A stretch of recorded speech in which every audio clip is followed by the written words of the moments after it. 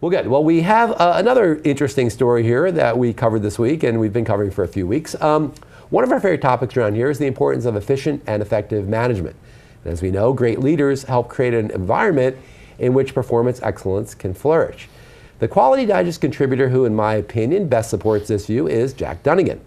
In his varied and impressive career as a business owner, consultant, writer, and a lot more, Dunigan has emphasized through personal example the critical importance of great leadership. Dunigan's latest series of articles, Qualities of a Superlative Leader, looks at the traits that define true leadership. His three-part overview on the trait of intelligence, which we just covered, ran in Quality Digest over the past 2 weeks and concluded in yesterday's issue. There's a lot of interesting perspectives and good solid advice to be found in these articles. So to take a deeper look at this, we're very pleased now to be joined via audio by the man himself, Jack Dunigan. Jack, welcome to our show. Hi, Mike and Dirk. Glad to be here.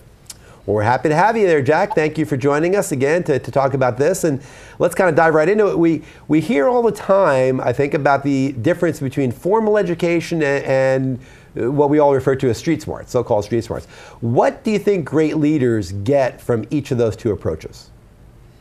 If I start with the story, when I graduated from college and moved to my location when I had my first job, the very first morning, I remember I got up and I walked outside and I said out loud to no one in particular, I said, I have no idea what I'm going to do here.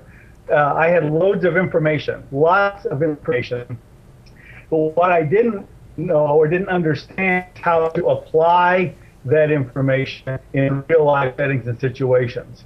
And so that's where the two come together. I think it's critical for superb leaders to really be able to have a basis of knowledge and information. They're almost always widely read in college or in their educational process. Somehow they are always gathering more information. But street smarts, as it is the in-house real-life application of that information to get things done, to make things happen. Great leaders, superlative leaders, are people who get things done. They don't talk about it only, they don't write reports about it, they don't even surmise, they take information and make something happen with it. In formal education, you learn the processes, you learn how to study, and you learn how to meet the requirements of the course and fulfill obligations and meet deadlines. All of that's valuable skills to have in school. But when you get out, you learn that you may have thought you're brilliant, but your competitors may not have that same opinion, or your boss. And so you need to learn how to satisfy the needs in a real life setting. I advocate both. You need lots of education and always education. You need to be able to do something too. And I've been writing now that the next facet is on competence. What is it you can actually do with the information that you have? Yeah. Yeah, I think that's exactly right. And talking about kind of book learning and history, you're a fan of history, obviously. Your columns are sprinkled with quotes and references from people like Benjamin Franklin, Abraham Lincoln, Robert E. Lee, and even Clint Eastwood, Dirty Harry. That's right. So I think understanding the past and seeing it through the lens of the current situation obviously benefits leaders. But do you think that maybe one can be handicapped by being maybe too reflective, too past looking? Yes, you can, because the circumstances and situations in which those leaders of the past have existed don't exist anymore. You were mentioning in the earlier segment how that the marketplace has changed, business has changed. I work with a local SCORE chapter, and all of those guys in SCORE are people who have run successful companies, Macy's and Hershey's and companies like that. But the business as it exists today is very different than what they learned. They had no internet at all. The importance of understanding history, for me, that's what I mostly read, I like it, is because it's reassuring. I know that other people have walked this path too, and they've learned some things, and most of them are quite frank. We can look back on history and see the errors they made and somehow feel a little bit better because they turned out to be superlative leaders in spite of mistakes along the way. And I suppose that the best way to sum up a very strong personal opinion, a sense of self-esteem is life is mostly characterized by the phrase, "It seemed like a good idea at the time." And so we did things because we thought it was the right thing to do at the time, and hopefully we learn from it. But you don't want to get too concerned about yourself, because life is not about you. It's about the context in which you exist and the people that you are wanting to have an impact on. Leading. They want to create change. They want to do things. And as a result of that, we learn from the past, but we live now, and we're heading to the future. Hey, Jack, one of the traits that you talk about, that you refer to, is self-restraint, which I guess around here we didn't automatically associate with intelligence. How does that factor connect with intelligence, and how does it help leaders lead? Well, politics is a good example of that. When you've got one scandal after another, and I'm talking about usually they're sex scandals, where somebody gets caught in something they shouldn't be doing, and we say, boy, that was stupid. And so when you have stupid behavior, that's the opposite of intelligent behavior. And smart people know consequences of imprudent behavior.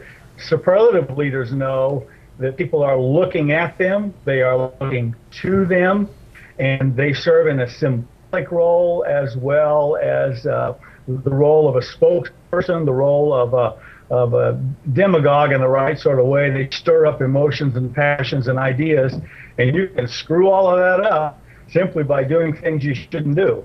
So, just because one has the liberty or the power or the authority doesn't mean they should do it. And that's what I mean by self-restraint. You just learn there are limits to my office, there are limits to my power, there are limits to my authority, and there are cautions about blowing it, because you can certainly do it pretty easy. Therefore, intelligent people know, I'm going to stay away from that. I'm not doing that. Well, Jack, that actually leads in very well to my next question for you, because we talk a lot about the importance of leadership in general in an organization. We hear a lot about things like flat organizations. Holacracy is the new term Zappos is using a lot now, where it's flat. There's a lot of ideas that there really isn't going to be a hierarchy in organizations today. But Jack, what do you think about the benefits of hierarchy? What do you see as the importance, perhaps, of the old-fashioned top-down approach? How does that work? When I do workshops, I'll divide the classroom up into teams of 4 or 5 people. And then I'll give them an assignment to do that requires the involvement of everybody in each group. And after several minutes, enough time to do the job, I'll call them back together. If there is a natural leader in that group, something will have happened. They will have been able to summarize exactly what needs to be done. They will detail who's going to do what. They will make relative assignments. They'll gather all the pieces together, and they'll come up with it. If there is no natural leader, nothing happens. Or if there are 2 or more leaders, first of all, they're going to fight it out in a nice way to see who's going to actually lead. We seem to be genetically wired to look to some person, someone, for the point as a catalyst, the point of action for us. And so whether you have a flat organization or not, it almost always still boils down to somebody there being the spark plug to make things happen. And there are times when, the sort of X style of mandating leadership works, but that's usually only on crisis times. It's efficient, it's not very effective. And so if you want to be effective, we're not really concerned about planning, organizing, training, and controlling as much as we are planning, organizing, training, and coordinating the work of all the people around us, because what I want to get done as a leader is a lot bigger than what I'm able to do myself. But I'm going to try and make it happen. Well, Jack, that's a great point. It's a good one to leave it on. We kind of blew through that time real quick. It was interesting chatting with you. We want to do it again soon, though. So I know you're going to continue to contribute to Quality Digest, so we'll have you back on the show sometime soon. Yeah, really appreciate your articles. You're very welcome. Thank you very much. Thanks, okay, Jack. Thanks, we'll Jack. talk to you soon.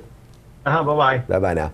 Good stuff there by Jack Dunigan. Leadership, we always like leadership. I mean, I think it's important. He's a good writer, too. A great writer. Yeah. And if you haven't checked out Jack's stuff, as Dirk always says, you can always go out to our search box and type in content by Jack Dunigan with 1 N. And, well, 2 N's actually, but 1 in the middle, not 2 in the middle. Jack Dunigan. And type that into the search box, and you'll get all of Jack's stuff. A lot of good stuff there from Jack. Okay. Great. Well, Dirk.